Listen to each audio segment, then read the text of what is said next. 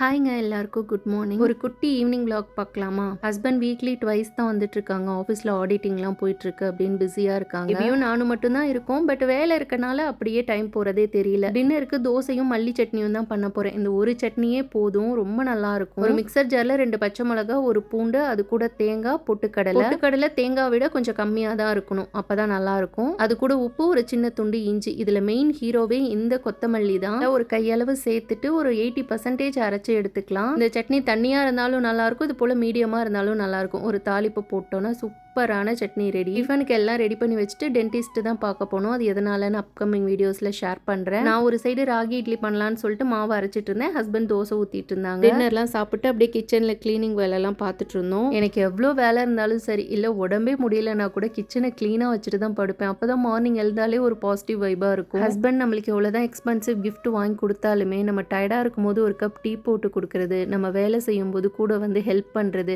கிச்சனில் வேலை முடிச்சுட்டு வரதுக்குள்ளே பெட்ரூமை அழகாக க்ளீன் பண்ணி வச்சுட்டாங்க. ஒரு ஹஸ்பண்ட் அண்ட் ஒய்ஃபுக்குள்ளே இது மாதிரி ஷேரிங் தான் ரொம்ப முக்கியம் நான் நினைக்கிறேன். அதில் நான் ரொம்பவுமே பிளஸ்டாக ஃபீல் பண்ணுவேன்.